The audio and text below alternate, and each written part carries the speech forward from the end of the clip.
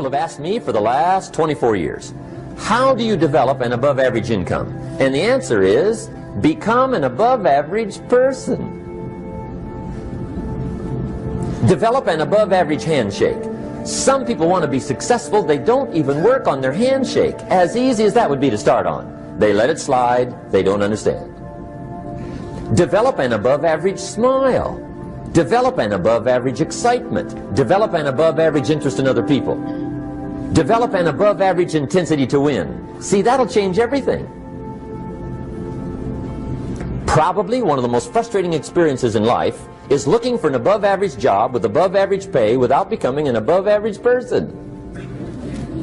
It's called frustration.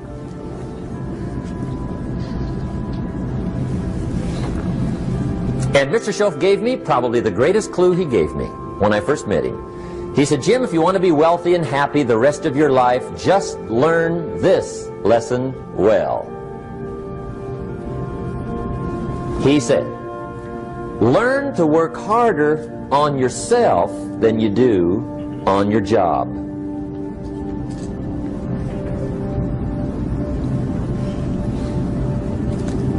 Then Mr. Schoaf gave me probably one of the most important clues among so many things he taught me, but this was in those early days. Mr. Schoaf was very kind, but he was also very abrupt. And he had these interesting questions to ask. I'm giving him a little rundown one day on how things hadn't worked out for me. He said, Mr. Rohn, I've got the answer for you if you will listen carefully. And listen carefully I did that day and for the next 5 years. If somebody's wealthy and happy, you gotta listen. He said, Jim, I've only known you a short time. But he said, it's already my honest opinion that for things to change for you, you've got to change. That wasn't quite the answer I was looking for. But that's the answer he gave me, and I pass it along to you. For things to change for you, you've got to change. Otherwise, it isn't going to change. Before I met Mr. Schoaf, I used to say, I sure hope things will change. Right? That seemed to be my only hope. If it isn't going to change, I'm in serious trouble. And then I discovered it isn't going to change, so I'm in serious trouble.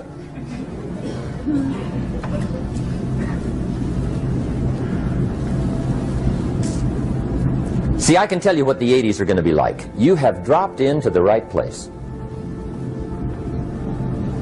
I did a seminar one time for Standard Oil executives and management in Honolulu. And we're having a conference one day on this big conference table.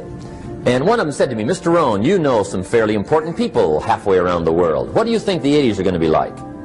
I said, gentlemen, I do know the right people. I can tell you. So they all listened very carefully. And I said, gentlemen, based on my wide experience, I can really honestly say to you, in my opinion, in the 80s, it's going to be about like it's always been.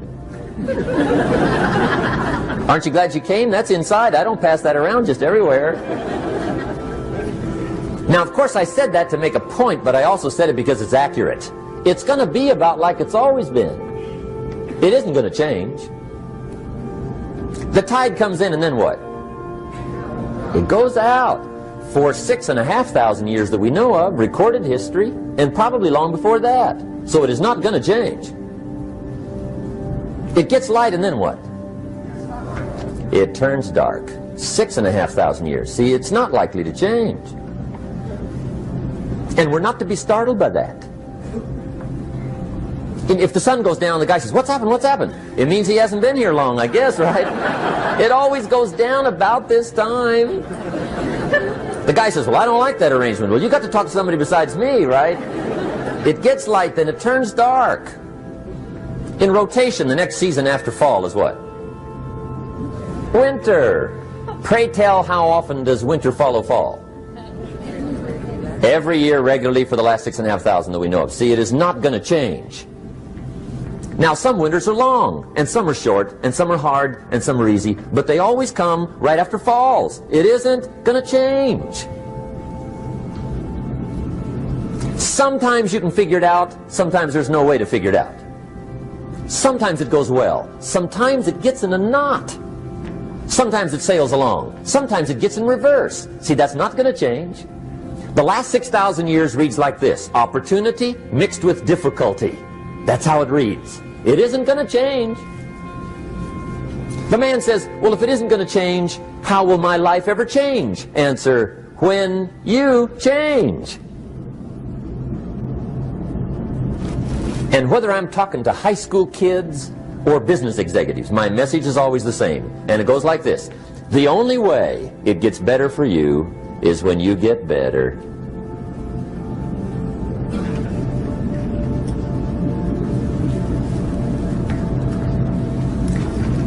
Let me give you the 4 major lessons in life to learn. Here's 4 majors. It's good to study the majors. In our weekend seminar we teach, some people don't do well because they major in minor things. You've got to be on the lookout. At the end of every week, end of every month, you've got to check, make sure you're not spending major time on minor things. Okay, we go through that whole series. Majors and minors. Now, let me give you 2 phrases before we get to the 4 majors. This will set it up and you'll see where I'm going. 2 key phrases for your notes. Here's the first one. Life and business is like the changing seasons. That's the first phrase. Life and business is like the changing seasons.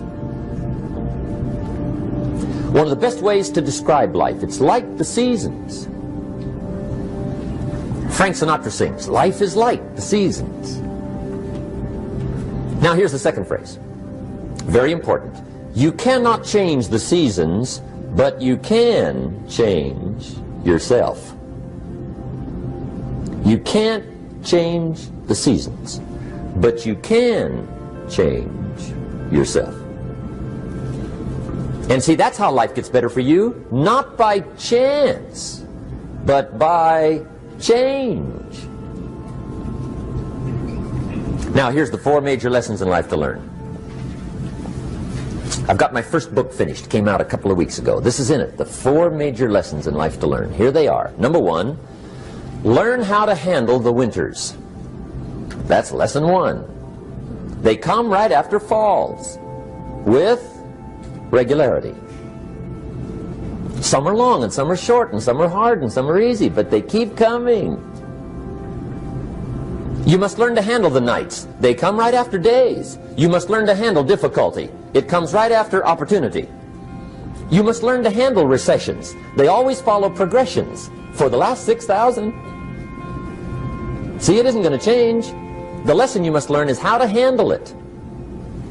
And there's all kinds of winters, right? The winter when you can't figure it out. The winter when it all goes smash. The winter when it turns belly up. The winter when it won't work, when you've run out of money and you've got a broken heart. See, those are winter times. There's all kinds. Economic winters, social winters, personal winters.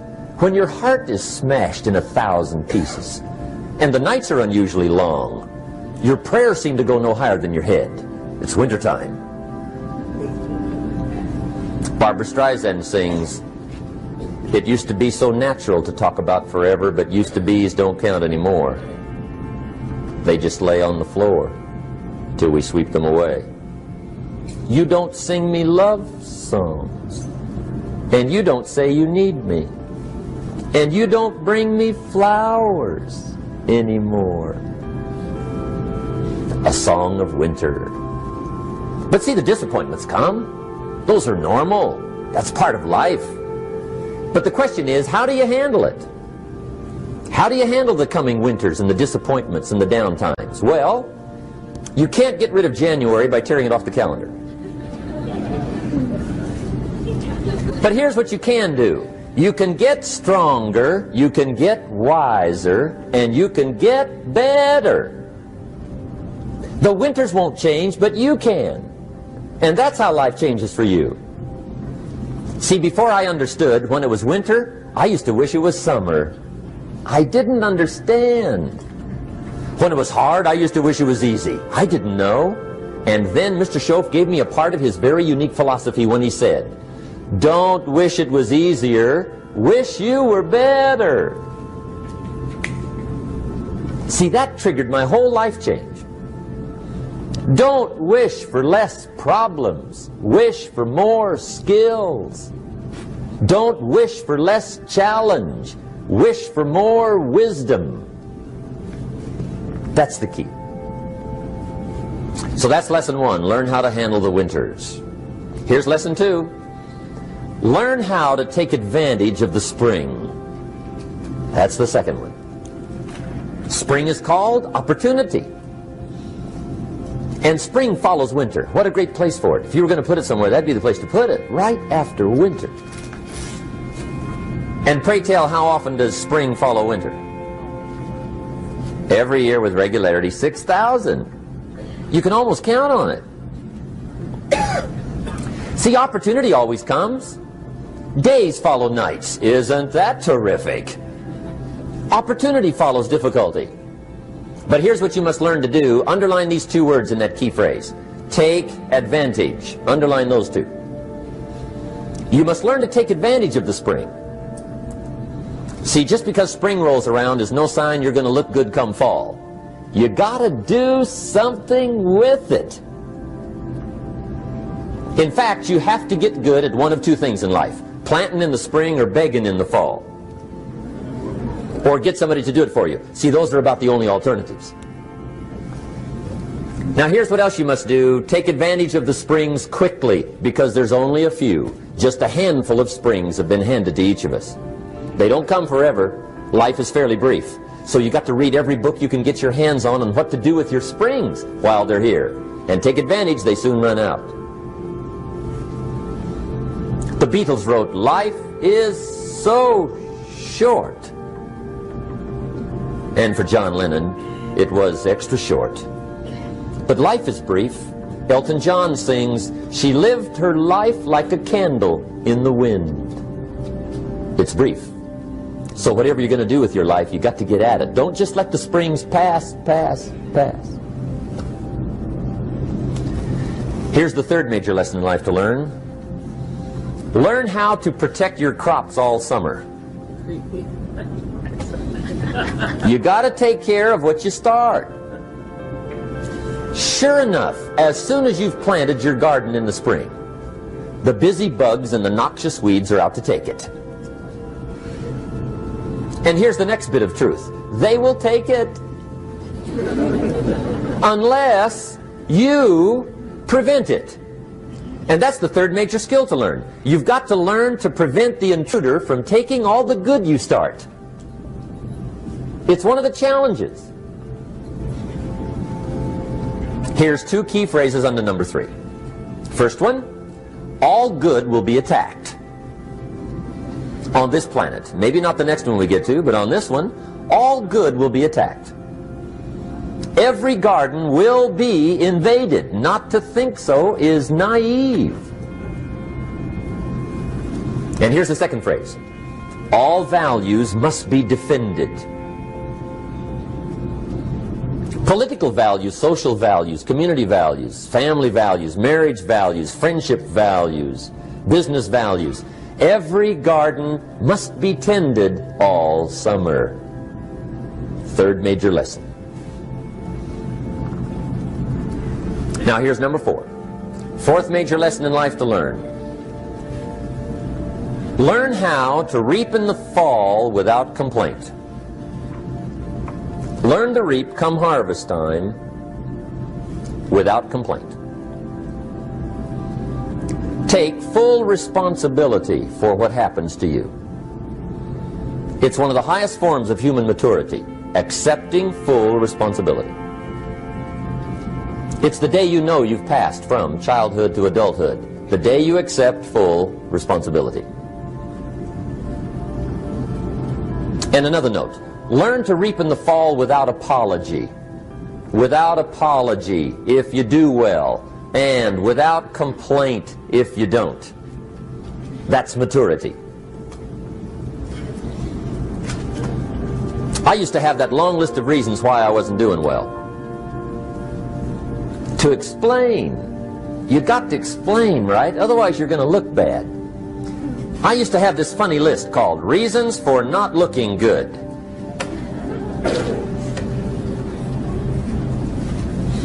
I used to blame the government. I mean, you can believe that or not. It was at the top of my list. I had a lecture second to none. The government. That was on my list. I used to blame taxes. Look what you got left after they take everything. And they expect you to do well. That was on my list there. Prices, that one's easy, right? You walk into the supermarket with $20, come out with a little half bag. So I had that on my list. I used to blame the weather. I blamed the traffic. I used to blame my car. I blamed the manufacturers. I used to blame the company. I blamed company policy. I used to blame the training program.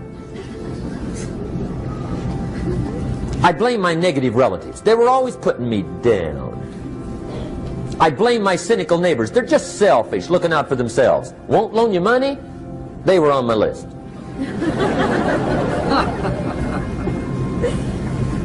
I used to blame the economy. I blamed the community. That's a pretty good list for not doing well, isn't it? I thought it was good. I'll never forget one day, Mr. Shelf was very kind, but he was also very blunt. And this was no exception. And I'm glad he was blunt. There's a lot of things I'd have missed if he hadn't have been blunt. One day, with sort of a curious look on his face, he said, Jim, just out of curiosity, tell me, how come you haven't done well up until now? Excellent question. I thought, well, so I won't look too bad, I'll go through my list. And this list I just gave you, I put that on him. And he was very patient. He let me go through the whole thing, the government, the weather. I went through this whole thing. When I finished, he looked my list over very carefully. He said, Mr. Rohn, big problem with your list. You ain't on it. How brilliant.